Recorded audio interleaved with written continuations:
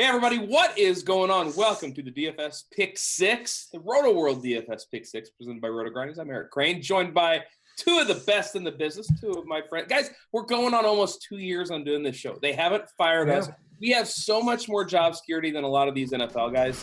I mean, it's really looking good for the Pick 6 crew. First, we got Rich Rebar. What's going on, Reeves? What's going on, Eric, man?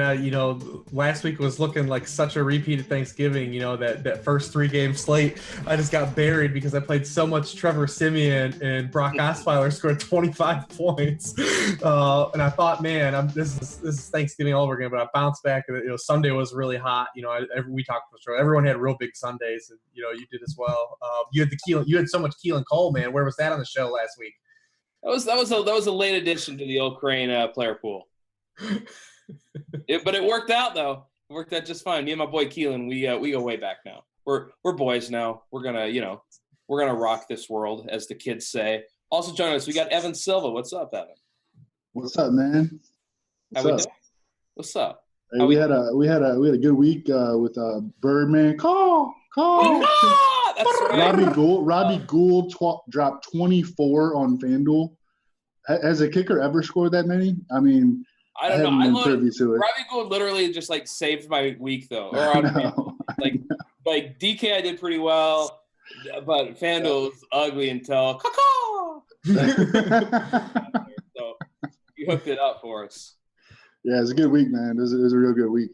Yep, absolutely. And of course, now we're sitting around week 16. And of course, things change a little bit now, because before we could always say, okay, well, these are the best matchups. We know this team's going to try and do that, yada, yada, yada. Reeves, now we also have to figure out which teams actually give a crap about what's going on. So how do you kind of approach the late season NFL DFS because of that reason?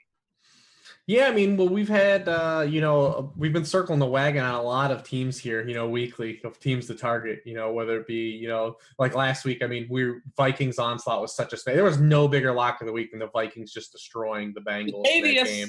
Like, it was such an easy call. Like, granted, it ended up being so bad that, we didn't get a bucket of fantasy points. But it was such an easy call that they were just going to destroy. So, I mean, there are teams that have – and once they announced that Marv was out too, right before that game, the night before, it was oh, God, it was it's completely over.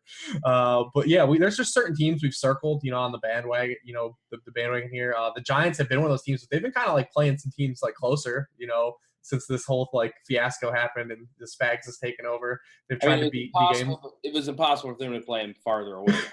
They were just getting destroyed every day.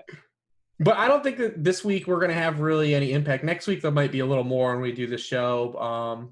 I saw some people talking about if the Vikings won, that maybe the Eagles wouldn't play Nick Foles the whole game. But I don't really see how that's really possible. I mean, we can't use Nick Foles anyways because there's no games for him in DFS. But I mean, I don't think that that's going to happen. They still need to get him reps with all these guys, live game reps. Maybe next week he doesn't play a full game. But this week, I mean, I don't really think there are any scenarios where we won't see guys, go full tilt. Yeah, and it's going to be a good time, obviously. Evan, what are you looking forward to this week besides, kicking some ass? Yeah, I think there are just a lot of good plays on the board. So trying to put together, trying to build a core, trying to come up with a core. I think that D.D. Westbrook will probably be in that core. I hope that people fade him because of last week. Apparently he was super high owned last week. Yeah. I think he was 58% in cash or something on DK. Yeah, he was over 21% in tournaments. Yeah, so that's really high. And he did not play poorly last week. I mean, it only shows 2 targets in the box score. He actually got 4. On 2 of them, he set up teammates for touchdowns by drawing a pass interference flag at the 3-yard line, and then drawing a holding flag in the end zone. I mean, it's not like he was playing poorly. The other guys just had bigger games that happen sometimes in the NFL, high-variance sport. And I think we go right back to him against the 49ers. I don't think anybody on the 49ers can cover D.D. Westbrook. Yeah, I mean, when you're looking at that game, it just seems like the Jags should roll kind of however the hell they want to roll. I mean, that should be a beatdown. Of course, we'll get to I can't believe that game is 4 points, man. Is it really? Yeah. Now, that seems weird. Jimmy GQ, man, it's got Jimmy everyone G's going. good, man.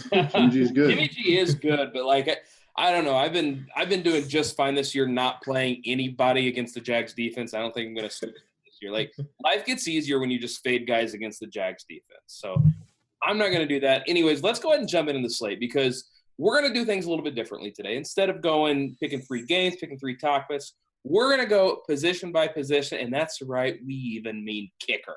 And so you guys get really pumped for that segment coming up at the end of the show. First off, let's talk some quarterbacks. Russell Wilson, he's the most expensive guy over here. And we were talking before the show, and the one thing I said, the Ezekiel Elliott, Russell Wilson combo, Evan, to me, that makes a whole heck of a lot of sense. Yeah, I'm down with it. I mean, last 2 games, Seahawks have been getting pounded by the run. I mean, it wasn't just last week Todd Gurley. It was the week before Leonard Fournette had, his best game like in months against Seattle. I know that they're going to have their 2 linebackers back. I mean, Bobby Wagner played last week, but KJ Wright was out, and KJ Wright is due back this week. But going on the road, I don't trust their run defense at this point. I trust it to be a positive matchup for Zeke Elliott. The Cowboys players were talking about how he, during his 6-week layoff, he went and got in better shape. I thought that early in the season he wasn't in that good of shape. I mean, there were some open field runs. I think that he could have maximized a little bit more if he had a little bit more juice. And I'm expecting him to come back and be full tilt. I'm expecting him to come back and play every snap in the Cowboys offense. They're in a must-win situation. They consider him to be the player that they build their offense around. I expect 100%, like with upside for 30 touches. And then Russ, with the recency bias, I think that people will get worried about that. The Cowboys, their pass rush has been non-existent. Whereas, the last 2 weeks, Russ faced the Jaguars and the friggin' Rams, like 2 top 5 pass defenses. Now he's facing a Cowboys defense that has 0 sacks in 4 of its last 5 games. So I think that I love that game, period. I think that we could see Jimmy Graham easily bounce back. Doug Baldwin has a great matchup. You mentioned Zeke on the other side. I think Dez can get hot in this game. So I like that game a lot from a fantasy standpoint. Yeah, and Reeves, I know you're into a little bit of Russ bounce back. Even the MVP talk, it's over, right? Russ isn't winning the MVP after last week. Yeah, they're probably not going to make the playoffs now. I would assume that they're not. It's looking pretty dark. But I'm definitely back into Russ this week because I think a lot of people are going to go back to Cam, and for good reason. We'll talk about Cam in a little bit, but for Russ, the spot is really good. If you think about Seattle, they have the highest, split in touchdowns. They have the highest rate of their touchdowns come from passing. 30 of their 34 offensive touchdowns come from passing. It's 88%. Dallas is allowing 78% of their touchdowns to be passing touchdowns. That's the highest for a defense. They're not allowing a lot of rushing touchdowns. We know the Seattle backs can't rush for touchdowns. The Seattle backs haven't even converted a carry inside the 5 for a touchdown yet this season. If they're going to throw touchdowns, if they're going to score touchdowns, they're probably going to be throwing. It's going to be Russ. Evan talked about the Cowboys pass rush. That's the big signal right there. If you watch that game, Aaron Donald just wrecked that game, just ruined it. And that was one of those games where the negative game script was so bad you can't get garbage points from. It was one of those, I remember we were watching it with my buddy, and he played Russ, and I was like, dude, you're not going to get any points in the second half like you think you are. Like, it's one of those games where it's just too far gone. And we thought he'd be pulled. He was still out there.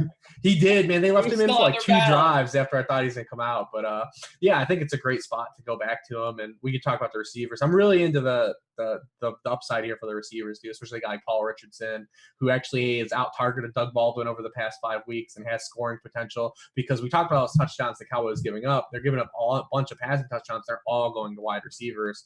Opposing wide receivers have scored 60% of the touchdowns by skill players against the Cowboys. That's the highest rate in the league for wide receiver play. So, P-Rich, Doug Baldwin might be able to bounce back. Doug Baldwin's one of those guys. He's been the typical Doug Baldwin where he's asked to do a lot on very little, and he's done that the past few weeks. But you'd like to see a little more target volume than what he's getting. But it's a good spot. The Cowboys have really struggled with receivers in the archetype of Doug Baldwin this year, especially guys like Keenan Allen, Larry Fitzgerald. Cooper Kupp had a really good game against them. Sterling Shepard had a good game against them. Doug Baldwin fits that corollary of guys that have really given the Cowboys problems. Yeah, look, this week, it's only Wednesday, so I haven't decided anything, but the idea of just doing 80 teams or something with Russ, Baldwin, and Zeke just seems almost too easy. Evan, who are some of the other quarterbacks you're targeting outside of Russ? Just regarding the MVP voting, which you mentioned earlier, I believe that actually the AP, the people who are the members of that get to vote for that, they can turn in their votes. They can start turning in their votes like really early in December. So I still wouldn't rule out Russell Wilson winning it. We shall see. I mean, if people wanted to get their votes in early, and not have to worry about it later in the season, et cetera, it's just people do. It's not a perfect process. Cam, I think, is the number one play quarterback this week. Bucks are terrible. They can't rush the passer at all. They're 25th in the NFL in quarterback hits, last in the NFL in sacks. Probably not going to have Gerald McCoy again. Levante David, I don't know. They lost their strong side linebacker, Darius Glanton, last week to a fractured leg. I like that game, by the way. We're just – I like to talk about games that have a chance to shoot out, and I think that one has a chance to shoot out. We saw Mike Evans get rolling a little bit last week. Chris Godwin, I think, is a great sleeper. We could talk about him more when we talk about wideouts. I like Alex Smith a lot. I love the spot for Travis Kelce. Tyreek Hill is, the single most dangerous wide receiver in the NFL. Big Ben against the Texans. I wish we had him on the main slate. I'm going to try to play some Sunday, Monday to get some Juju and Martavis. That's where it's fun, buddy. That's right. Sunday, Monday slate. That's where it's at. I almost won it last week. Bortles against the 49ers. 49ers give a bunch of rushing stats to quarterbacks. Bortles just playing well, man. I mean, he's a top 10 fantasy quarterback in 4 straight starts. I like the potential pace of that game, especially if the 49ers are able to turn the Jags into a pass funnel, which I think they might be able to over the 49ers' last 4 games, holding RBs to 3.06 yards per carry. If they, I think that they can force the Jags to become a pass first team, and the Jags have sort of embraced being that. Phillip Rivers, I wish that we had Hunter Henry, but I think that Keenan Allen just goes nuts. And I think that Antonio Gates is capable of scoring touchdowns. Man. Right. So I like Phillip Rivers. That's pretty much what I got. Yeah. That's it. By the way, I love that. And Blake Bortles, he's 6,500 on DraftKings. Somehow Blake Bortles, if you had this in the parlay, way to go, because he's more expensive than Phillip Rivers, Matt Ryan, Matthew Stafford, Dak Prescott, and Jameis Winston. If you hit on that, way to go. Reeves, we talked about Bortles. We talked about Drew Brees, even Alex Smith. If we want to save some money this week, Evan mentioned the Tampa game maybe being a shootout. Jameis Winston down there at 5,700 looked pretty good last week. Mike Evans had a heck of a catch in the end zone in double coverage. Jameis Winston, do you want to get behind a little Jameis? I think you can in tournaments, especially when you look at Jameis. I mean, he's not had a very good season, by any means. And I think, he would tell you that Tampa Bay's had a really bad season. But, I mean, he's been a QB1 now in 5 of his past 7, games where he's not been knocked out of. And the Panthers, the past 6 weeks, man, almost 280 passing yards per game they're allowing. They're probably not going to be able to run the football. Not that they really can anyways. I mean, they could have the ghost of Ricky Bell back. I don't think it would matter. They really wouldn't run the ball well against the Panthers this week. Not with that offensive line. But yeah, I mean, considering his price, the volume he's going to have, I think you could dabble a little bit. I'm probably not going to play him in cash or anything, but I think you definitely could dabble. A couple other guys. I'm into all the guys Evan mentioned for a lot of reason. I think Cam's probably the number one play. Alex Smith is a great play. You talk about Bortles. I think Matt Stafford is a really good play. The Bengals, I've talked about, they've dying. And all their guys are hurt too on defense.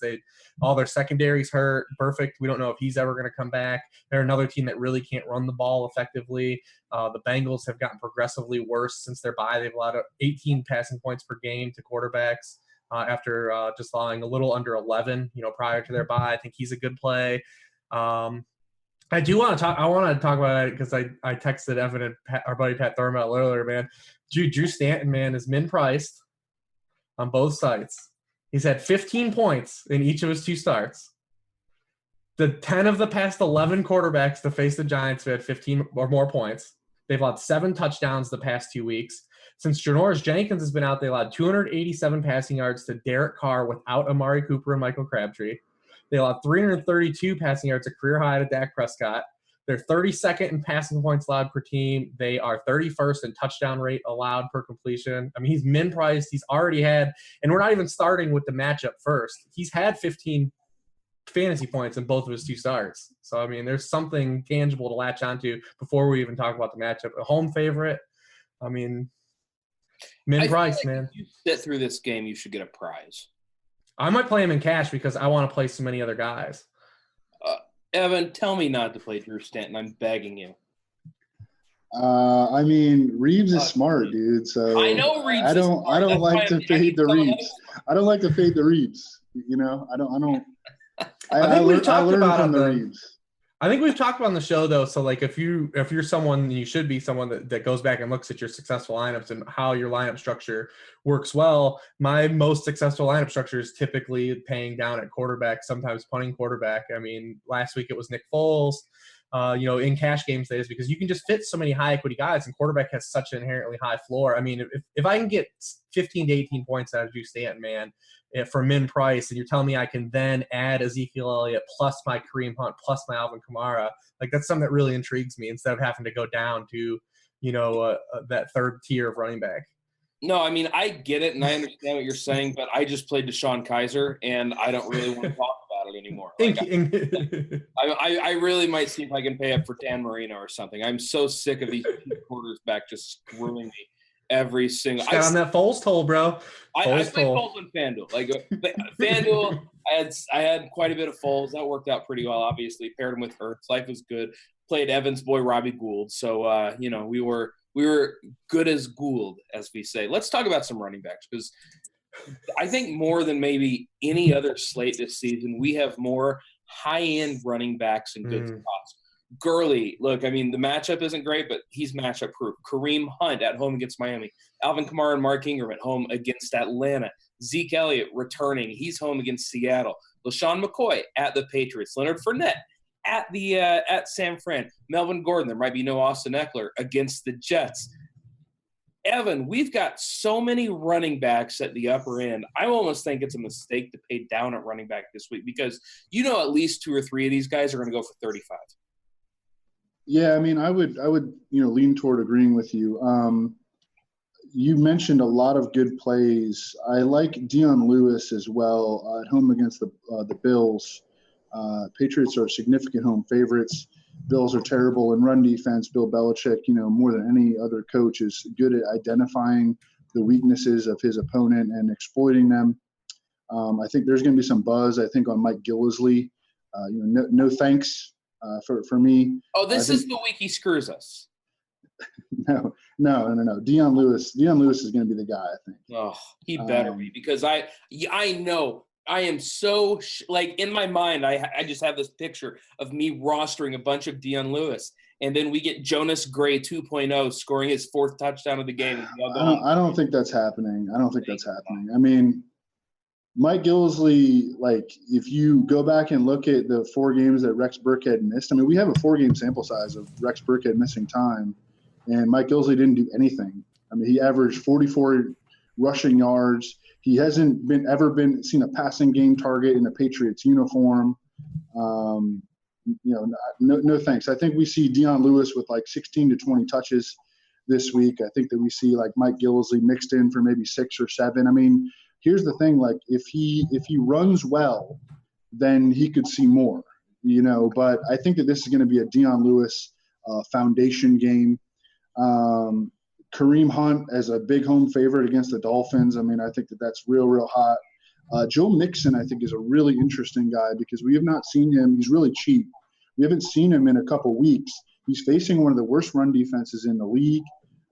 And in his last 2 games, he had 22 and 26 touches. Jordan Howard, I think, is worth mentioning, because he's much more – so the matchup really isn't that great against the Browns. It's below average matchup. But what it comes down to for Jordan Howard is not matchup.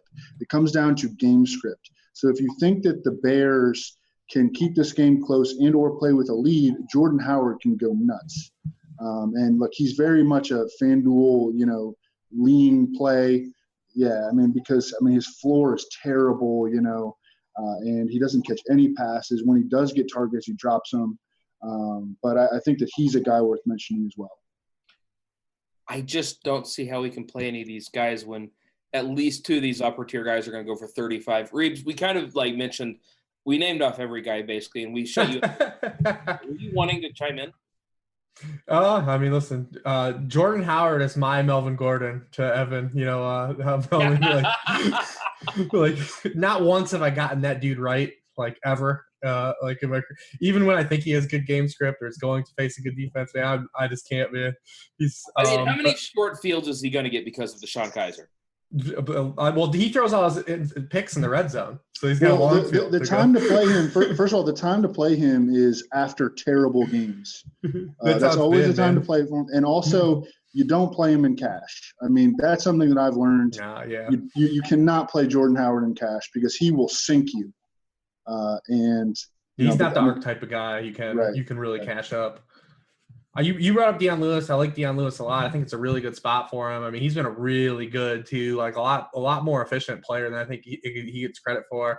14.6% of his runs have gone for 10 or more yards. That's third in the league of all running backs, 50 or more carries. Buffalo has allowed the most runs of 10 or more yards since they traded Marcel Darius, and they've allowed the most rushing yards per game in the league over that span. I think it's a good spot.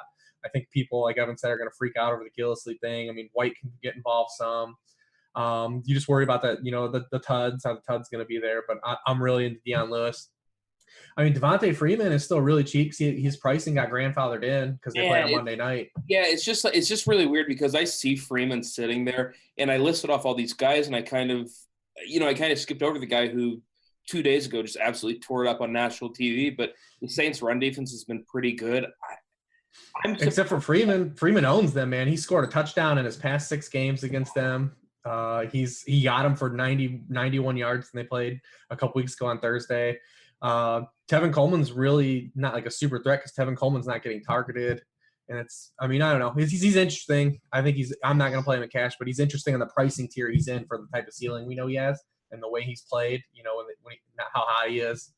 He's so hot, man. He's so hot. Me and Reeves and I went like so hard on him on this Sunday, Monday, and Thursday.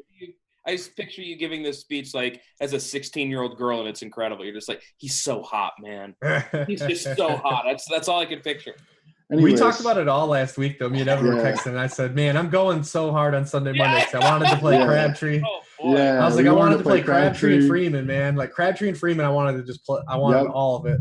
Hey, we almost had a little victory lap on the primetime slate until that Humphreys touchdown. I was scooping all the money on FanDuel. That Humphreys touchdown was a 6 or a 5-figure downswing for me. So we are not totally sure yet that Tevin Coleman is going to be cleared for this week, right? True. Did he practice today? I didn't see. I don't think he did. I didn't see either. But it's not. I don't know. He's had a number of concussions? Oh, he was back. He was limited today. He's had a number of concussions. We'll see how he makes it through the week. Yeah, maybe I'm just weird, but I keep looking at all these guys and all these guys in good spots, and I look at Devontae Freeman. I'm like, at this point, I'm just looking for reasons to X a guy out. And if Coleman's back, that's good enough for me as a reason to X Freeman out. Reeves, you do not look like you agree, though.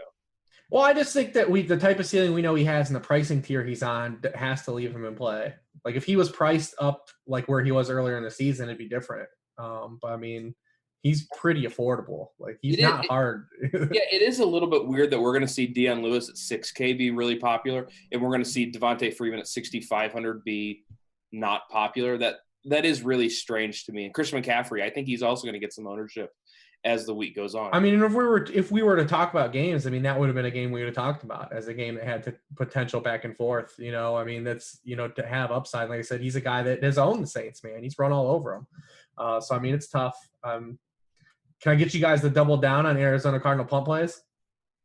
No. It doesn't look like Kerwin Williams is going to play. So, you got Elijah Penny and Min Price, both sites. Double down. Let's double down. I don't know.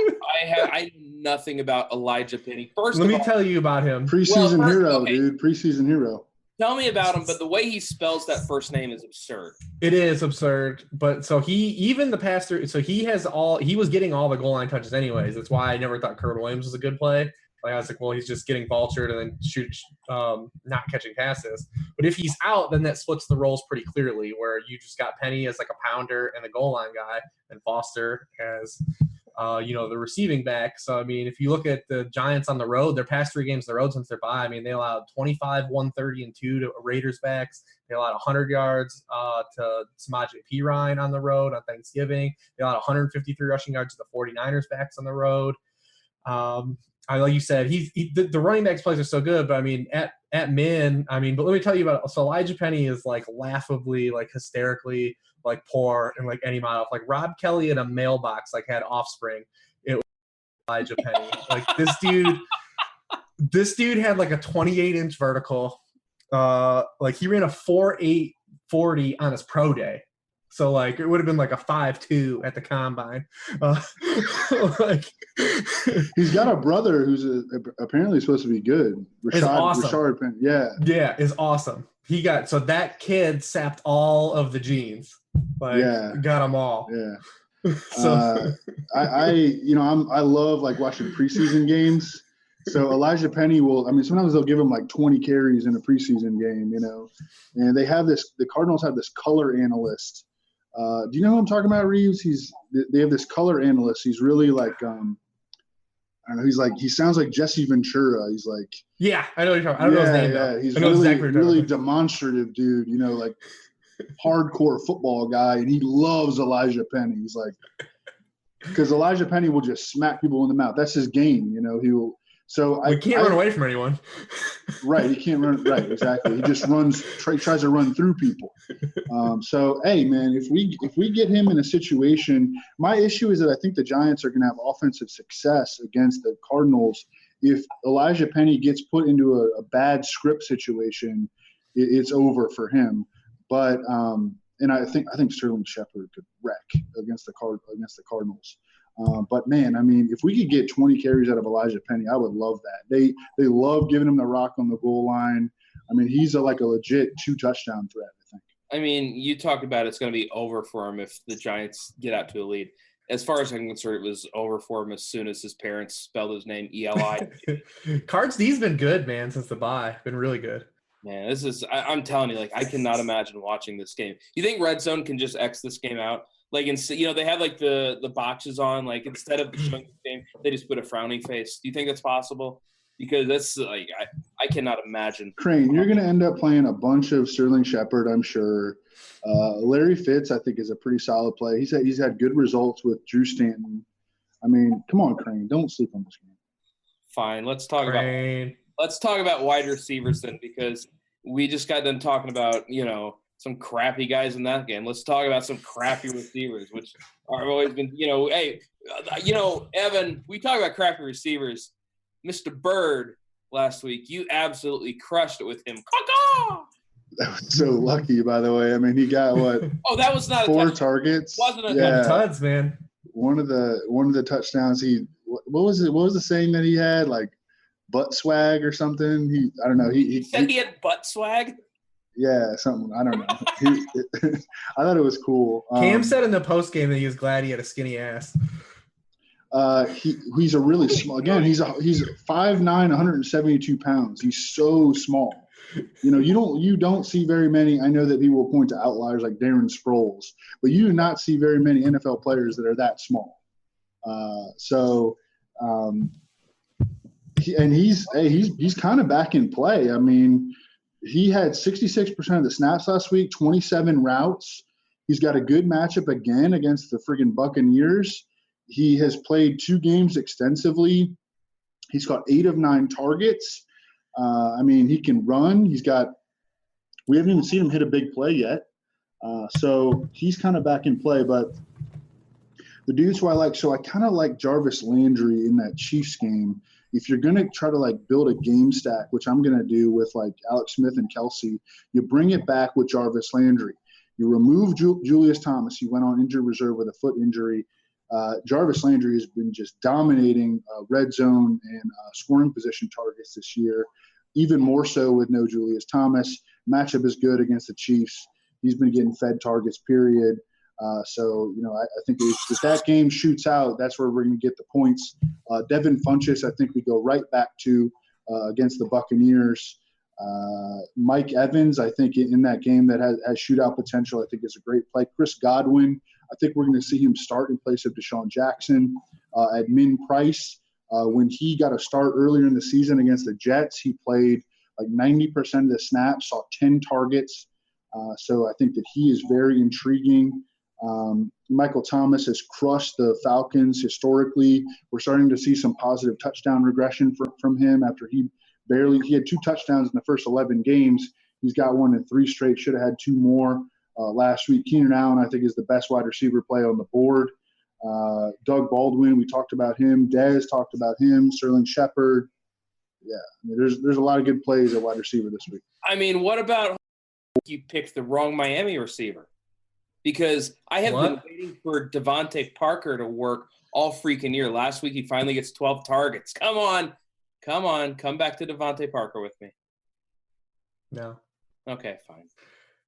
I mean, I think we got to look at this Chiefs defense too the last couple of weeks, and they might not be at one. That we know we don't want to target teams playing in Arrowhead, and 2, we might want to look at the trends of their defense. Now they reshuffled their secondary a little bit, and maybe not completely chase. I think Landry's fine because the types of targets he gets and where they're going to be most vulnerable still. But I mean, I don't want to stretch it out to a guy that, just got 12 targets and he only turned them into, a wide receiver 3 production. So, I mean, it's tough. Devontae Parker, he's going to get stuck on Revis Island, man. But Revis hardly played last week. It was weird. I know. Fine, let's go. Revis Island is going to be nice and sunny, and there are going to be coconuts and chicks in bikinis bringing us grapes. It's going to be a good time on Revis Island this week. Reeves, who are some of the wide receivers you're looking at? I mean, Evan pretty much smashed it. I would say that there's a direct pivot in that Tampa Bay game too, especially if Captain Munnerlin's not going to be back. They could not stop Randall Cobb last week. Adam Humphries is Min. He's more of a DK play, but Min Price and DK. He and Jameis Winston actually have a rapport. We tried to do this once with Adam Humphries against the Jets, but it was with Ryan Fitzpatrick, who really is not, Brian Fitzpatrick's going to push the ball downfield more. And, obviously Godwin got all those targets. But, Jameis and Humphries have a rapport dating back to last year when he was 3rd on the team in targets. Jameis will use the middle of the field more. He's a guy that I think is in play as, like I said, direct pivot to Godwin, or you can mix those guys up if you want to mix up ownership. Robert Woods is super cheap on FanDuel. He's actually, I think, just about the same price on FanDuel that he is on DraftKings. He's been a wide receiver 2 or better in 6 of his past 9 games, double-digit points in 7 of those 9 games. He came back and, played 73% of snaps, led the team with 33% of targets, just secured.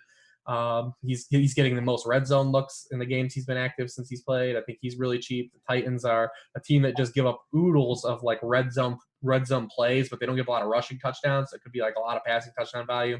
He's a guy I'm really honing in on his price over on FanDuel. And Evan pretty much talked about all the other dudes that were good. Michael Thomas, Keenan Allen, easy smash guys if you're paying up at receiver. Mike Evans is kind of like we talked about down to Devontae Freeman. He's like in that tier where the ceiling is high and you could dabble. Carolina's been really bad against wide receivers. I don't know. I think if you want to take a shot too, man, it's like a super dark play. You're not going to play him in cash, but Marquise Goodwin I think is still in play. I think people are going to look at the Jags and not want to play him. But it is a tougher matchup. But they've allowed 6 pass plays of 40 or more yards to opposing wide receivers over their past 4 games. 4 of those have been touchdowns. They haven't getting beat, over the top. So, you're not going to play him in cash, obviously, but he might not be dead to as many people as you would think. 49ers are winning this week, by the way, guys. Really? They got to stop winning, man. They got to stop winning games. They got to stop winning. What is happening? Well, they already traded their high 2, right? Which at the time looked like it was going to be a top 35 pick. And now, the Patriots just got to be like kicking themselves every time that Garoppolo pulls out a win. Their pick gets worse and worse every single time. Hey, I like the Goodwin call. I think he's got potential for sure. So, what do we do with Josh Gordon at this point? because he was probably my highest owned receiver last week, other than Antonio Brown. And I'm looking at Josh Gordon here, a matchup against the Bears. Not really a defense I want to attack. We talk about some ugly games. This one just screams ugly with a couple of young quarterbacks, a couple of okay defenses. It's kind of a mad game. It's like the central version of the that Giants-Cardinals game. So, Evan, what do we do with Josh Gordon this week? He's just very much a tournament play. He's, getting a ton of targets and air yards. The opportunity has been there. He's got to get, he's got to catch some more accurate passes from Deshaun Kaiser. He's got to win in, contested situations. He's been creating separation. The Bears have given up 75-plus yards and or a touchdown to 6 of the last 7 number 1 receivers that they've faced. There's definitely a story that you can tell about Josh Gordon. He's a classic GPP play. People are going to really start moving away from him after loving him for a little bit. He's a great GPP play, I think. Yeah, he was under 10% on last week, and I expect him to be under 5% this week, so I definitely have some interest. Reeves, you guys mentioned Doug Baldwin earlier against Dallas. If you're playing Russ, is this the guy you're playing with him? Yeah, pretty much for all the reasons we laid out, just, the archetype receiver that's given Dallas problems. Jadobi Uze's actually been pretty decent since they swapped him into the lineup on the boundary. Like I said, P-Rich still has the touchdown upside, but Baldwin fits like the guy that we're due one of these Doug Baldwin hammer games, man. He does this, man, sometimes where he just kind of goes dormant for a little bit and he hasn't gotten any type of volume recently. But he's due for one of those blow up Doug Baldwin type games. You could chase it, I think, for a little bit of regression for the last 2 weeks. Why not? I think it's coming. I absolutely think it's coming, and nobody's going to be on Doug Baldwin. People are going to play Russ, or they're really going to play Baldwin. No, I'm not so sure. Yeah. Evan, I'll tell you what. Before we get into tight end, you mentioned some games that might shoot out. I know we talked about the Tampa game as one of them. Who are some of the other games you're targeting that you think are going to shoot out? That Dallas Seahawks game. Yes. I would not say that I think that 49ers Jags is going to shoot out, but I think that it could go over the total. That's a good question. I'm here for you. Reeves, do you have any that you think might shoot out? Bucks Panthers has a shot. That's what we said. Yeah, I guess Saints Falcons is another one. Yeah, Saints Falcons. The reason why we switched this format though, because there wasn't a lot of dual-sided games. Mm-hmm. That's why we switched to this. There wasn't a lot of dual-sided games we liked. We like both sides, which is what we usually. That's why we usually pick those games. But there wasn't a whole lot. Russ, Baldwin, Zeke. Figure out the Russ later. I'm just going to make my life easy this week. All right, I'm going to try to get Sunday, Monday action, and I think that a guy who will be super low owned in the late Monday night game is Crabtree, despite scoring 2 touchdowns last week, I think he'll have very low ownership. It's a fine matchup. Ton of targets coming his way. What do you have? 7 end zone targets last week? It's ridiculous. And then they came out after the game. They said, well, because Crabtree, I think he missed the final play. They put him in concussion protocol, and they had the play called to get him the ball in the end zone, but he wasn't even on the field. So Carr tried to do it himself, and just fumbled it away. But Crabtree, man, he has huge touchdown upside. Yeah, absolutely. I'm all about some Michael Crabtree, especially if Amari's going to miss. We don't know that yet. But, all right, let's go on to some tight ends, because obviously if you want to pay up, great, Gronk against Buffalo. Reeves, have you heard of that? Yeah, he's typically, we usually target him in Buffalo, but I don't think you can really move away from him if you want to pay. He's had 23 PPR points or more his last 3 games. He's just getting an absurd amount of targets. He's got 34.4% of the team targets over his past 3 games played, just 19% prior to that. He's just going. He's doing Gronk-like things right now. He's averaging 16 yards a catch. I don't know. It's just keep playing Rob Gronkowski, man. Your life. I mentioned my life gets easier when I don't play against the Jags defense. My life also gets easier when I just load up on Gronk. You're very rarely disappointed with the Gronk game, especially when you consider us trying to find punts and other tight end positions, and it gets a little dicey times. We'll talk about some of those guys later. Evan, if you're paying up at tight end, is it Gronk for you at 7,400 over on DK? I think that Gronk is the best player in football. I mean, regardless of position. And wrestling because of that elbow move a couple weeks ago. Right. I like Kelsey, though, a lot against the Dolphins. Dolphins have no prayer against tight ends. It's such a good matchup. I mean, Olsen. So I wish I would have been higher on him last week. I'm very much like I'm from Missouri, like you, or you're from Illinois, but Illinois. We're close. I'm from the we're side. Close. Yeah, we're close. The state that's broke is on my side, though. So I need to see it. I mean, I've so many times in the past, I've made the mistake of not seeing it and then expecting it to happen, and then it just doesn't happen. So I flipped the script on that, and I need to see it. And we just saw it from Greg Olsen. I still think he's not 100%, but they're playing him like a 100% player. His touchdown came on like a wide open, busted coverage. But facing the Buccaneers, who haven't given up a lot of fantasy points this year to tight ends, but I don't think they're like shutting down tight ends. I mean, they missed Gronk. They haven't faced like a strong schedule of tight ends this year. So I think that Olsen, Antonio Gates at the min, man. I mean, he's hard to get away from. I think they're going to lean on him heavily. Rivers looks for him in the end zone. The Chargers should have passing success in this game.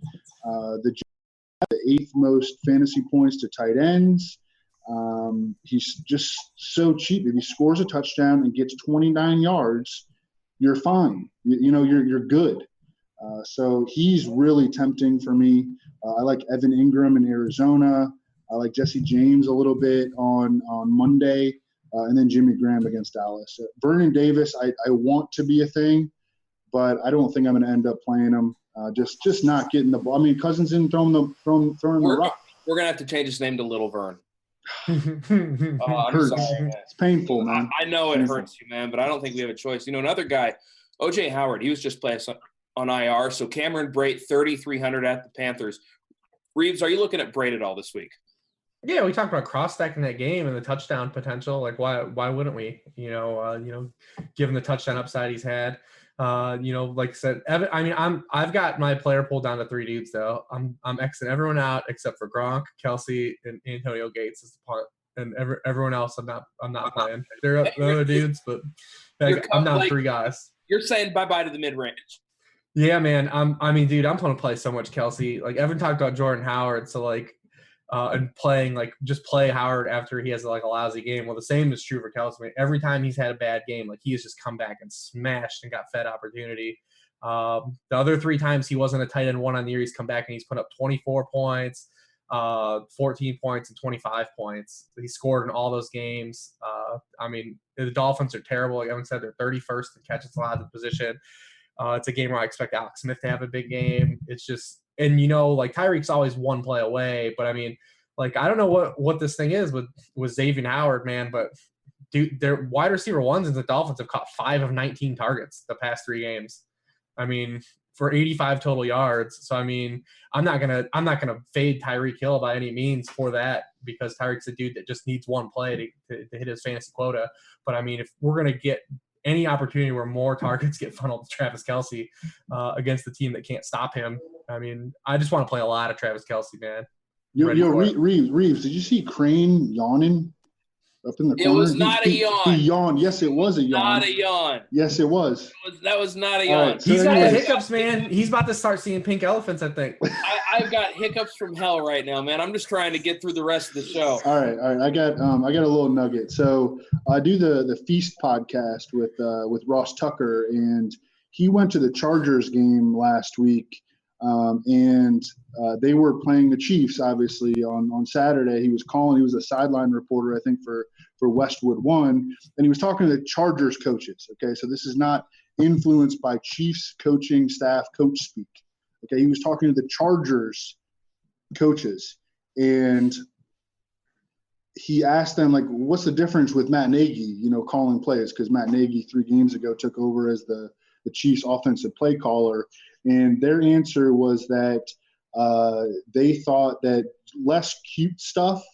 Andy Reid has a tendency to like get cute, and Travis Kelce will have a game with like 3 targets, and it's like, what the heck just happened? The Chargers coaches thought that the new emphasis under Matt Nagy was to just get the ball to the best players, which is good coaching. And that's to get the ball to Travis Kelce, to get the ball to Tyreek Hill, and to get the ball to Kareem Hunt. It's amazing. I thought that was – It's amazing how much easier a coach's life can be if he just focuses on getting ball. I'm going to be like this the rest of the night. Seriously, my wife's going to be yelling at me like 1 in the morning because it's not going to stop. Like, happens once a month, and it just goes on for like 20 hours. It's brutal. All right, let's move on. Speaking of brutal, let's move on to kickers where Evan, you're the kicker whisperer, so I'll let you take it away, man. No, man, I don't. I mean, Robbie Gould is just common sense. I'm not really the kicker whisperer. I mean, in my early builds, I've looked at like Graham Gano a little bit in a game that I think could be high scoring. I mean, Gould, I'm not sure about Gould.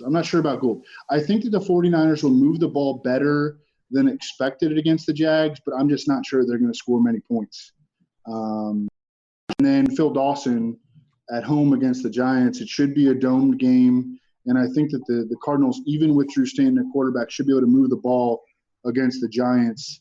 I don't know. I mean, Reeves, do you have anything better? I mean, it's Harrison Buckner, log out. Since he's been with the Chiefs since week 4, in the Chiefs' 6 wins since he's been there, he's attempted 4.4 field goals per game. His lowest amount of points he's had in any of those games is 11. He's had 11, 18, 14, 19, 16, and 14 in those games. I'm just going to click the button on him since they made Gold only $100 cheaper than him, and I'm just going to be done with it. We almost changed the name of this segment. We're going to do quarterback, running back, wide receiver, tight end, Harrison Butker, defense. I like Dawson, though, too. I think Dawson is the dude if you just have to have the money that can go down because he's 46. Because, you have a team that's the worst in red zone conversion rate. He was getting a ton of field goal attempts through, like, Blaine Gabbert just being terrible in the red zone. But I still think, like Evan said, he's going to have an opportunity still, at home in that game. I think if you just need those few hundred bones, like, you can go down to him.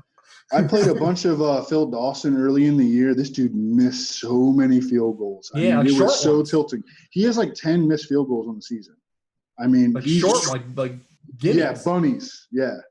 So that and I would like always assign myself the Cardinals games because I would have a ton of Fitzgerald and Palmer, Dawson. Yeah, right. Back in it seems like forever ago, but I mean, just watching your kicker when you have them on FanDuel, watching the actual game, not red zone, watching the actual game and seeing this dude line up for the field goal and then miss it is the most tilting thing in the history of fantasy sports. I mean, it is just you throwing shit, like it's bad. He's the quarterback version of Blaine Gabbert. You roster him, you just don't want to watch the game.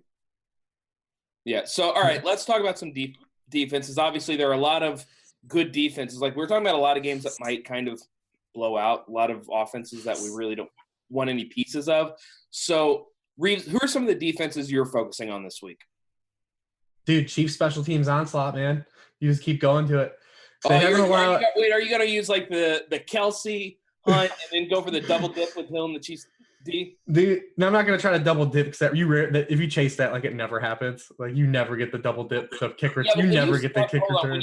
When you started in DFS, did you want the double dip to happen? Because I 100% did. Yeah, but man, that's one of the first things you learn. Like chasing it is like just it doesn't happen, man. I remember like Scott Barrett had like some really great stats on like it not happening, and like the day he tweeted was that playoff game where Deion Lewis went off against the Texans in the playoff game last year, where he housed the kickoff, and then they Pats D against Brock Osweiler, and it was like but it rarely happens. What did the old mentions look like when that happened? Yeah, it ballooned quite a bit. But I mean, when you look at the Chiefs, they haven't allowed more than 2 touchdowns in a game at home since week 7 of last year. It's 13 straight games, including the playoff game they played at home last year. They have scored 9 or more fantasy points in all their games at home except for 2. So, I mean, Jay Cutler on the road, negative game script in Arrowhead. It seems to make a lot of sense where they're priced. What, you're not thinking about playing Jay at the minimum like I am? I can't, if you're gonna try to convince you on Cutler, man, not get on this Drew Stanton train. I mean, if I'm gonna choose between Drew Stanton and Jay Cutler, I just might want to call it a season early because that does not sound like a fun thing to do for me. Oh, I thought we were brewing to a side bet. Come on, you think I'm gonna bet with either you two? Frank, I'm not light. I mean, look, I've lit stuff on fire, but I ain't lighting it on fire like that. Evan, who are some of the defenses you're looking for? Yeah, I love the Chiefs. They're underpriced on FanDuel too. Ravens against the Colts on Saturday, slates. Bears against Hugh Jackson. Great just play. Hugh Jackson. Yeah, Bears against Hugh Jackson. Like, start your defenses against Hugh Jackson. All right, start your D's against Hugh Jackson. You're gonna start getting like these angry letters from Hugh Jackson and shit. Like, it's gonna get ugly. Whatever, man. Bring it. You're bigger than Hugh Jackson. I wouldn't be worried if I were you. So Bales, has written articles about how games that can shoot out can result in good defensive plays. Mm-hmm. The Panthers against the Buccaneers, I think, first of all, is a good play on paper. And even if it shoots out, I think that it could be a good play. It kind of stinks that we're going to be without Thomas Davis. Would prefer for him to be in. But I think that Shaq Thompson, if he's healthy, can fill that role adequately. I mean, they made him a first-round pick a couple years ago, Chargers against the Jets, I mean, that should be relatively chalk. And then Monday night, Steelers against the Texans, I think is a good play as well. Yeah, I mean, I feel like Chargers against the Jets, that should easily be the chalk. And I get it if everybody wants to go there. Great pass rush, Bryce Petty, what else could you possibly want? And, I'm with Bales, by the way. Like, one of my favorite things to do is target these paced-up games because, again, we want point prevention is kind of whatever. What do we want? We want those big turnovers for touchdowns. That's how you pay the bills with defenses. So I would definitely want to check that out. Reeves, any last thoughts for you? No, you guys hit on me. Anytime you can get a game with just like oodles of pass volume because sacks and turnovers are what pays, man. What about you, Evan? No, man, your wife needs to grab you by the ankles and just shake you until you're done with the hiccups, bro. Dude, it's brutal. Like once a month, it never stops. It's gonna be like this all night. We're about midnight. I'm just gonna be laying here, just going, "This is awful." As Dave Kitchen says, "This is the worst." That's what I'm gonna be doing. We gotta wish everyone a Merry Christmas, though, because we won't be back on. Hopefully everyone gets their stocking stuff this weekend. We're not doing week 17. We're doing week 17. But Christmas is Monday, man. Oh, yeah, but we're not. I mean, we're going to do week 17. Look at Evan. I just looked at the date. We've been in a coma for like 5 months. I know. When would you have realized that Christmas was this week? I just didn't realize it was that close. It's coming up. When his article was done, when he would have, when he got out of the article mode and looked at things. Yeah. Evan's on Amazon right now, just searching for anything to buy anybody. Please let me find somebody. I love it. All right, we're going to get off here, guys, because I can't possibly keep doing the show like this. Thanks so much for watching. For Rich Rebar, for Evan Silva, I am Eric Craig. I'll talk to you guys later. Peace.